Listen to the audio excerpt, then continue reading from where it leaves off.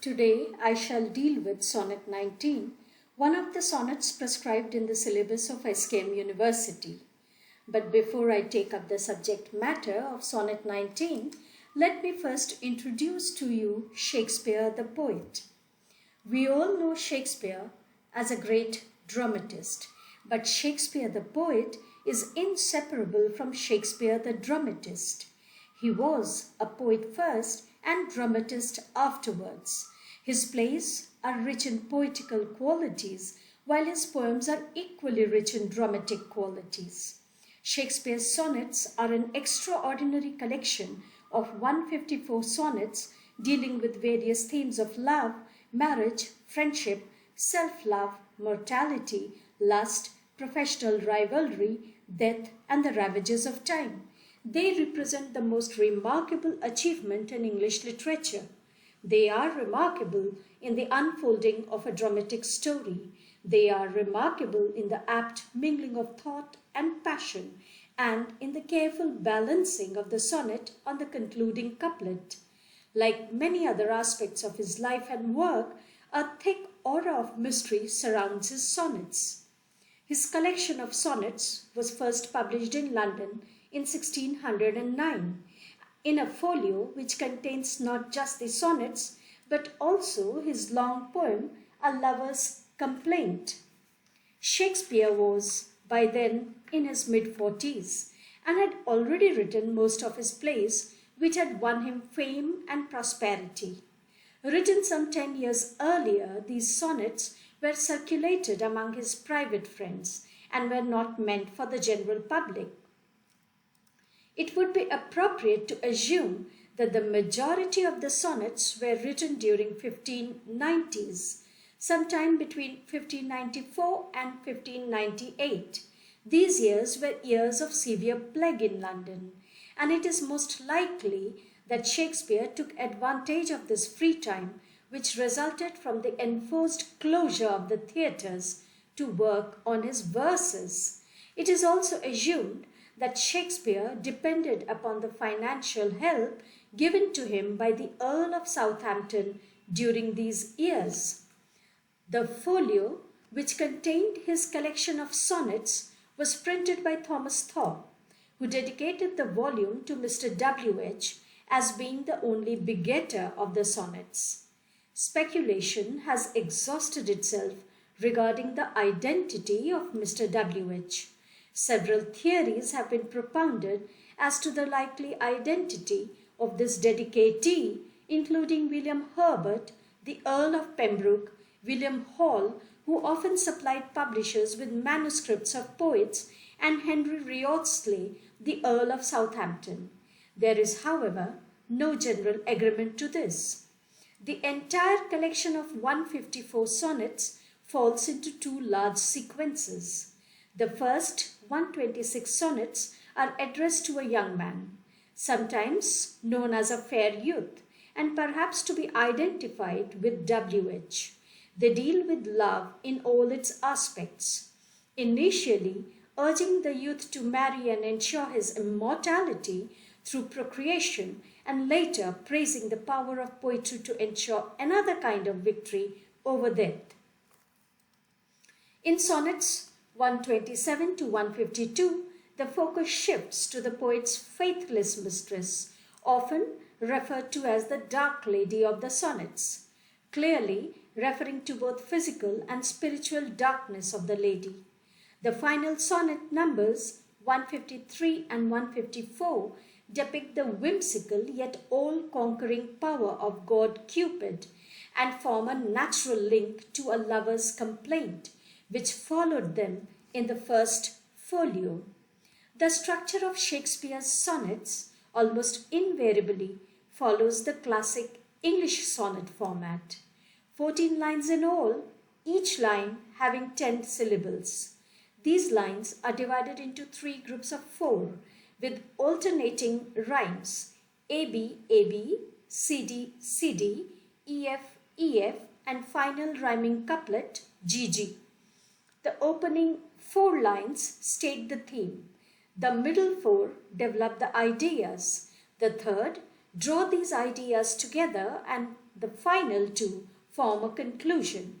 The linking theme of love, which runs throughout the sonnets, enables Shakespeare to explore and meditate on the profoundest aspects of human relationships and experience, from an overwhelming passion to doubt, fear, regret, jealousy, and betrayal to the transitory nature of life itself. This is the sonnet, Sonnet 19, Devouring Time, Blunt Thou the Lion's Paws. And this is the picture of the Earl of Southampton, Shakespeare's friend and patron. Many of his sonnets are dedicated to him. The subject matter of the poem. In Sonnet 19, or Devouring Time, Blunt Thou the Lion's Paws, the poet addresses time directly and says, let time do whatever damage it can to all things in nature. The speaker notes that even the strongest and the most respected creatures on earth are vulnerable to the passage of time. Time can blunt a lion's claws or pluck the sharp teeth from a tiger's mouth, but the poet forbids time to do any harm or damage to the youth and beauty of his friend. The poet would like the beauty and youth of his friend to continue forever. He wants his beauty to be preserved as a model of excellence for future generations to see. And yet, the poet would not mind any damage that time does to his friend, because the poet is confident that he himself can immortalize the beauty and youth of his friend in his verses. Here's the first quatrain of the sonnet. In the first quatrain, the poet uses animal imagery to comment upon the effects of time. He addresses time as devouring time, time which has the power to destroy everything on earth, and almost chits time to go ahead and blunt the sharpness of the claws of a lion and pluck the fierce teeth from a tiger's mouth. He says, let time destroy all sweet creatures and plants to which the earth herself has given life, and burn the long-lived phoenix. In line 4, the poet shifts his thought from the natural world to the mythological realm. The phoenix was a mythical bird that, upon burning, rises from its ashes and begins life anew. Although this bird represents the idea of immortality, the poem highlights something else about the phoenix, and that is, this mythical creature is also subject to the ravages of time, just like everything else. All these animals are so strong and powerful. However, their death and decay highlight that the cruelty of time makes no exceptions.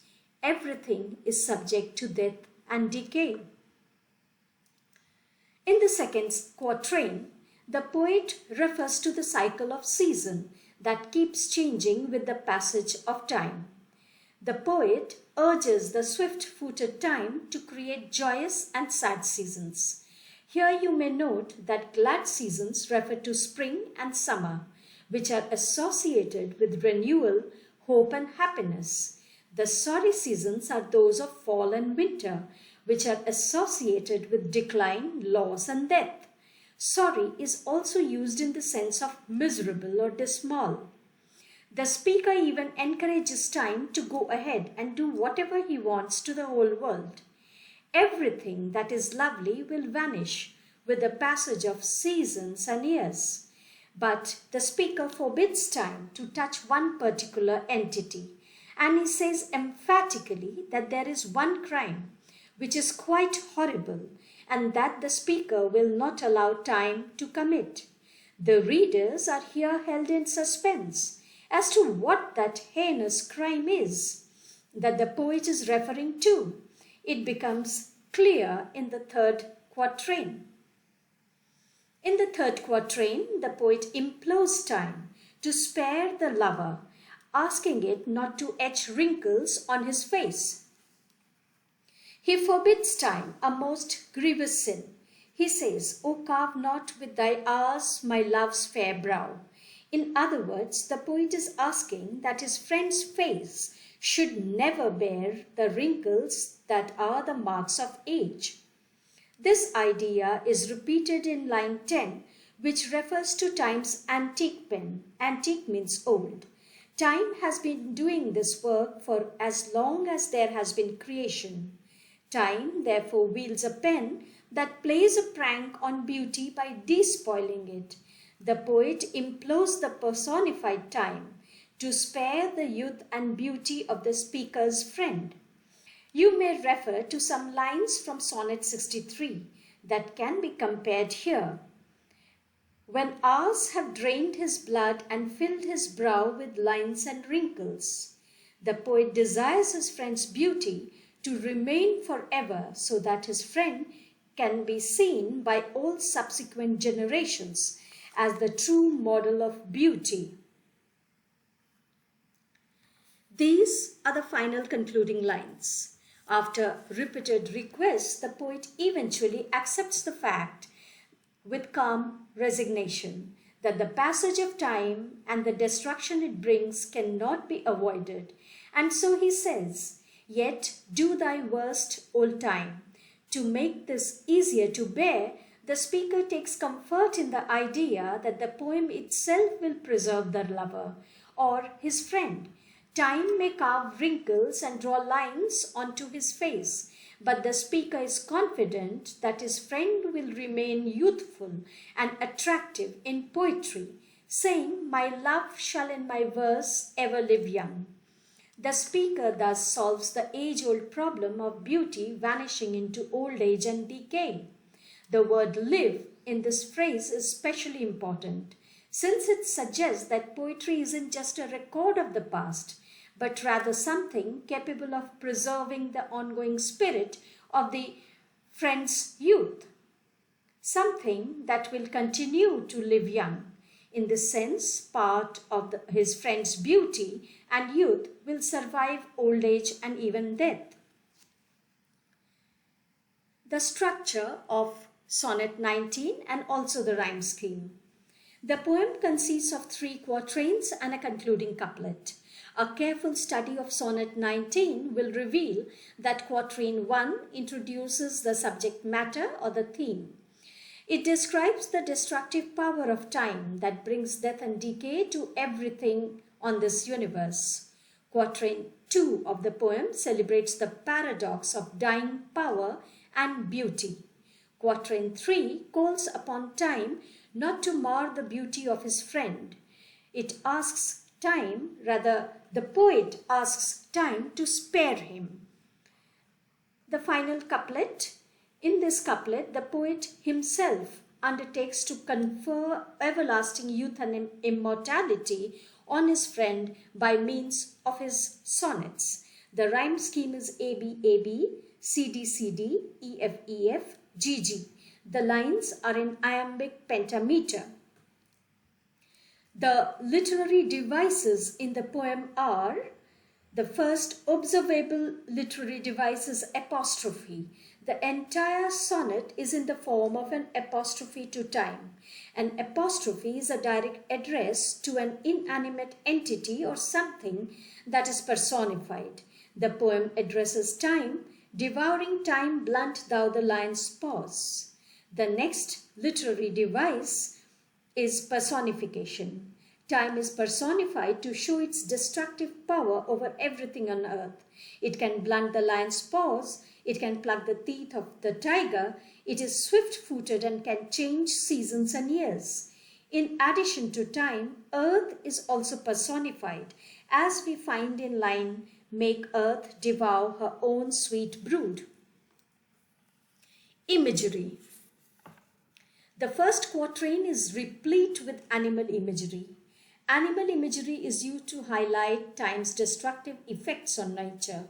We have the lion, the tiger, and the phoenix. Then there are images such as passing of season. This is used to help the readers further understand the actions of time. Metaphor. The metaphorical idea of time forcing the earth to eat her own sweet brood in line 2 implies that the earth itself is bound to time in unavoidable ways, that life on earth is defined by the passage of time. In lines 9 and 10, the poet uses the metaphor of time as an artist or a sculptor that defaces a young man's beauty. Alliteration. Alliteration can be seen in words like long-lived, sorry seasons, wide world.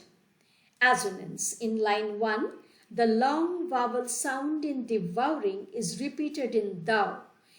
Then the two words blunt and pluck are linked by assonance, the repetition of vowel sounds. Finally, in the concluding couplet, the assonance of the vowel sound in the repeated thy in line 13 with the repeated my of line 14 emphasizes the contrast between time as destroyer and the poet as creator. Parallelism. The first half of the poem is defined by the speaker's use of parallels with lines 2, 4 and 6 all beginning the same way. And make the earth devour her own sweet brood, and burn the long-lived phoenix in her blood, and do whatever thou wilt, swift-footed time. Caesura. The use of colon creates a caesura, a dramatic pause at the end of the line that asks the reader to pause and pay attention to the next line. One more heinous crime, O carve not with thy hours my love's fair brow. The theme of the poem.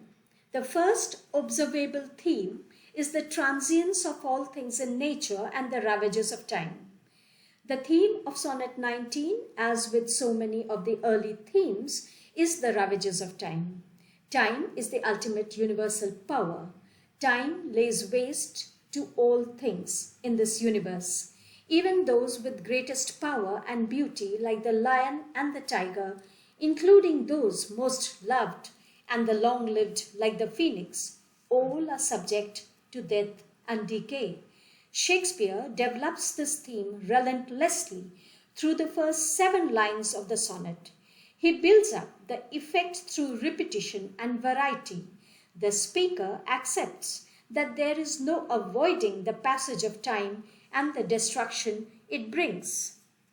Another significant theme in the poem is the permanence of art.